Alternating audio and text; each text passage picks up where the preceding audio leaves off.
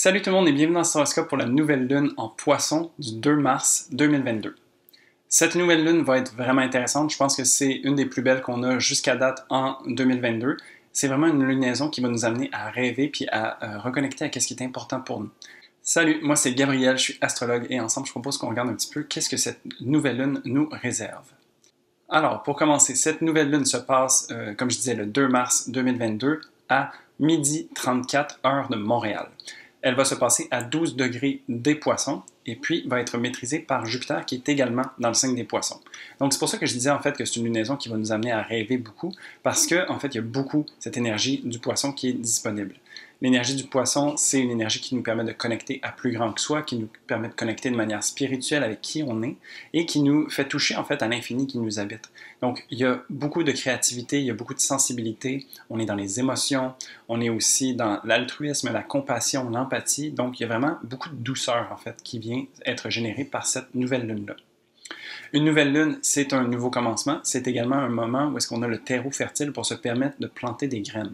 Donc ici, on est dans le signe des Poissons à la fin du zodiaque. C'est un peu la fin de l'année astrologique, si on peut dire. Et donc, on peut se permettre ici de se permettre de mettre en terre des choses qui vont fleurir avec le temps. T'sais. Donc, à travers toute cette purification, ce nettoyage qu'on a pu faire à travers l'énergie des Poissons, qu'est-ce qu'on a envie de planter? C'est quoi les graines qu'on a envie de voir pousser pour l'avenir? Donc vraiment ici, c'est ce genre d'opportunité-là. Et on peut se permettre de rêver grand, en fait. C'est aussi une lunaison qui va être très intéressante parce que toutes les planètes sont directes. Donc vraiment, on a le vent dans les voiles ici. Le mois de mars est un très beau mois aussi qui nous permet d'avancer beaucoup. Et puis, il y a beaucoup de planètes qui sont dans des places vraiment intéressantes pour elles. Donc au niveau mental, on est dans des signes mentaux. Au niveau de l'action, on est dans des signes exaltés. Au niveau de voir plus grand, on est là aussi. Donc on est comme dans une configuration serrée qui nous permet de vraiment utiliser les forces disponibles dans le sens qu'on a envie d'aller.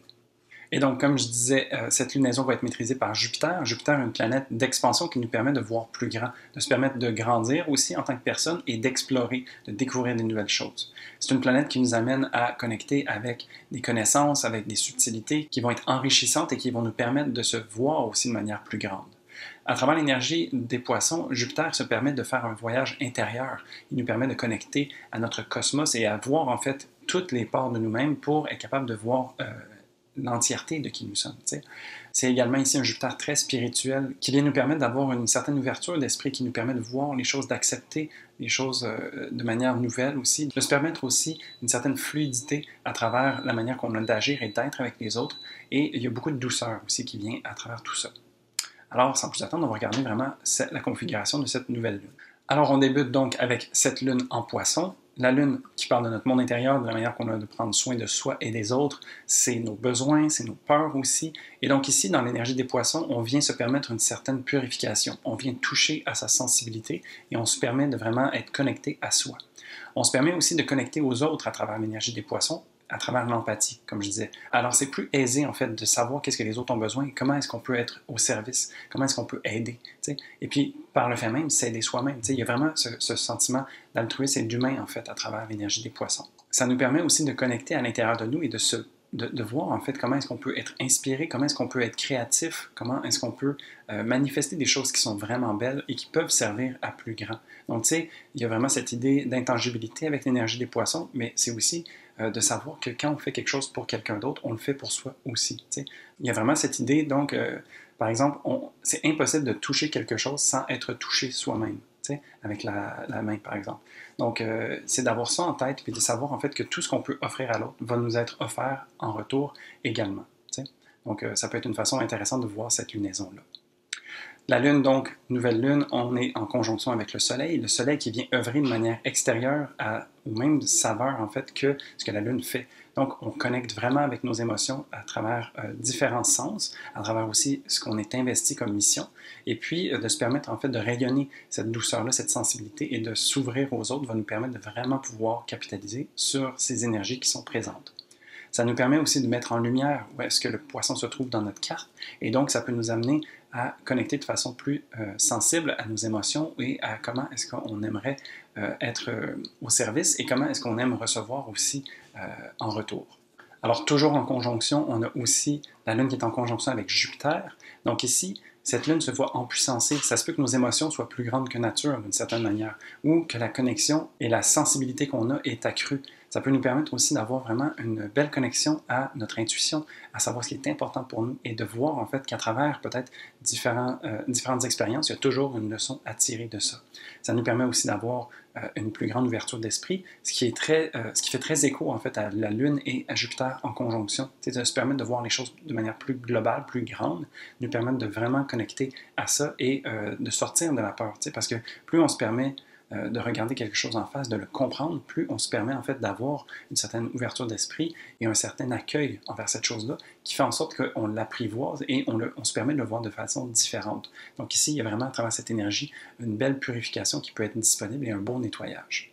D'autant plus que Jupiter, qui est en conjonction avec la Lune, est lui-même en conjonction avec Neptune. Donc, il y a vraiment cette sensibilité accrue. On se permet d'être inspiré, de voir plus grand, d'être, tu sais, comme de voir en fait comment est-ce que les autres peuvent être une muse pour nous, comment est-ce qu'on peut connecter avec les autres, comment est-ce qu'on peut se permettre d'être dans sa sensibilité et d'être accueilli, de s'accueillir soi-même. Donc, il y a vraiment beaucoup cet échange. C'est très fluide d'une certaine façon. Ça nous vient comme on ne sait pas vraiment de où, mais on se laisse toucher par ça. On se laisse être capable de pouvoir aller vers l'autre aussi. Donc, il y a vraiment beaucoup d'échanges. Donc, à travers toute cette émotion, on a un sextile intéressant qui nous vient de la part d'Uranus, qui vient être donné à la Lune, au Soleil et à Jupiter. Donc, Uranus, c'est une planète qui vient déstabiliser, déranger, qui vient nous amener aussi un revirement de situation. C'est une planète qui nous amène à être sur le droit chemin aussi. S'il y a besoin, elle va nous aider à se rectifier. Et donc, d'être vraiment baigné dans ses émotions, donc vraiment d'être même plongé dans nos émotions, peut nous amener une certaine perspective différente. T'sais. Et puis, le travail qu'Uranus fait dans l'énergie du taureau, c'est de s'assurer qu'on est toujours connecté à nos valeurs. Donc, ça peut être vraiment intéressant ici de voir comment est-ce que d'être autant dans les énergies d'eau peut nous amener à perdre un peu le nord, de savoir en fait que tout est partout, ça peut être difficile de trouver son repère. T'sais. Et donc, Uranus peut venir faire office de guide, malgré que ça soit un petit peu plus droit et sec, peut nous aider à venir alimenter ça. T'sais. Et puis, c'est un aspect de sextile, donc il y a des opportunités intéressantes qui peuvent venir de ça. Il y a une certaine conductivité qui vient être véhiculée ici. Là, j'ai vraiment l'image, comme que l'électricité peut être conduite par l'eau, et donc on peut s'imaginer que d'avoir un petit boost d'énergie, un petit choc, peut nous aider en fait à voir puis à comprendre tout ce qui se passe autour de nous. Donc vraiment ici, à travers toute cette eau, Uranus nous aide à rester droit par rapport à ce qui est important pour nous et de rester authentique dans ce cheminement-là et aussi vers où est-ce qu'on s'en va. Vu qu'on est dans la nouvelle lune, on plante des graines et donc s'assurer en fait que les graines qu'on plante sont vraiment celles qu'on a envie de voir fleurir pour la suite. Ensuite, si on regarde un petit peu qu'est-ce qui se passe autour de toute cette énergie d'eau, on a Mercure qui est dans le signe du Verseau, en conjonction avec Saturne également. Donc ici, deux planètes plus logiques déjà à la base, qui viennent structurer en fait tout ça. Ça vient des gardiens d'une certaine manière qui vont nous aider à ce que tout soit bien contenu. On est beaucoup dans les énergies d'eau, ça peut être enivrant, ça peut être difficile même de savoir exactement qu'est-ce qu'on fait, mais on le fait pareil parce qu'on le ressent. T'sais. Et ici, on peut le faire en sécurité parce que Saturne et Mercure sont dans des signes qui sont aisés pour eux. T'sais. Donc, principalement avec Saturne qui est en domicile dans ce signe-là, nous aide en fait à venir endiguer, vient nous offrir un espace sécuritaire pour se permettre de pouvoir vivre ces émotions-là. Donc oui, souvent on utilise l'image d'être dans l'océan, par exemple, à travers l'énergie des poissons, mais imaginons qu'on est dans une piscine et que les murs de la piscine soient en fait Saturne qui vient nous aider et nous offrir en fait un espace sécuritaire que l'on connaît, on sait c'est quoi les limites de ça et on peut se permettre de s'amuser à l'intérieur de cette piscine-là. T'sais. Mercure aussi vient nous aider à tirer des belles conclusions de tout ça, à voir en fait qu'est-ce que ça peut nous apporter sur le long terme. T'sais? Parce que l'énergie du Verseau est toujours tournée vers le futur et vers le progrès.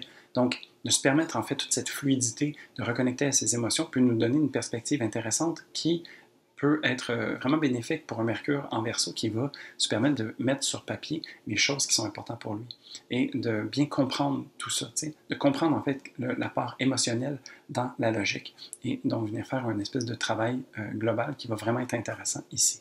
Donc ça, d'une part, on est vraiment dans l'eau et dans l'air. Mais à côté de ça, il y a quand même une conjonction, une triple conjonction assez importante, qui est Vénus, Mars et Pluton qui vont être tous ensemble pour travailler d'arrache-pied, si je peux dire. Donc à travers toute cette énergie un peu douce et sensible, bien structurée, on a un travail où est-ce qu'on a Mars et Vénus qui sont très puissants ensemble, qui avance coûte que coûte. D'une certaine manière, on sait qu'est-ce qu'on veut, on sait comment est-ce qu'on veut le faire, et puis on se donne l'énergie pour le faire. Et puis Pluton vient aider en fait à regarder en fait les derniers détails qui peut-être ne servent pas ou sont des bloquants à toute cette énergie-là. Donc, de se permettre en fait tout ce travail au niveau émotionnel va peut-être même être de mise pour le travail que Pluton en Capricorne est en train de faire et qui nous permet de débloquer en fait toute cette potentialité d'action et d'être aligné sur ces valeurs qui est véhiculée à travers Mars et Vénus. Ça peut sembler être deux travails différents ici, mais il ne faut pas oublier que l'énergie du Capricorne est par signe en sextile à l'énergie des Poissons. Donc même s'il n'y a pas de configuration exacte entre les différentes planètes, les deux énergies travaillent bien ensemble. Et donc on peut se permettre d'utiliser ça aussi pour voir en fait qu'il y a des opportunités derrière le travail qui va être fait plus dans l'énergie Terre avec Mars, Vénus et Pluton, qui va venir supporter aussi cette lunaison-là et vice-versa. Donc ici, on peut vraiment s'imaginer que les graines qu'on est en train de mettre en terre à travers l'énergie de la Lune vont venir être dans le terreau qui est en train d'être travaillé par la triple conjonction en Capricorne. Et donc ici, je trouve qu'il y a quand même un beau travail à faire dans sa globalité. C'est une des raisons aussi pourquoi je pense que c'est une lunaison qui est très complète, bien serrée et qui nous amène vraiment à avoir une belle fertilité pour ce qui est à venir. Et donc voilà, ça fait le tour de cette nouvelle lune en Poisson. Je crois vraiment que ça va être intéressant. Profitez bien de cette énergie-là parce que, comme je disais, le terreau est fertile, il y a beaucoup de potentialité, d'énergie, on est bien encadré et on peut se permettre de vivre toute cette sensibilité qui nous habite. Et donc, utilisons ça à bon escient et laissons-nous surprendre un petit peu aussi par l'énergie de Uranus qui va venir, dans le fond, dynamiser cette nouvelle lune également. Et donc voilà, si tu as aimé cet horoscope, n'hésite pas à y mettre un pouce, ça aide beaucoup l'algorithme de YouTube. Et puis sinon, moi je serais curieux de savoir qu'est-ce que tu as envie de planter comme graine ou quelles intentions est-ce que tu as pour cette nouvelle lune en Poisson. Peut-être aussi même quel genre de rêve est-ce que tu as envie de cultiver aussi peut-être à travers cette énergie. Comment est-ce que tu te laisses inspirer. Je serais vraiment curieux de pouvoir échanger avec toi à ce sujet-là. Et puis sinon, moi je te souhaite une belle nouvelle lune et je te dis à la prochaine pour un prochain horoscope. Salut!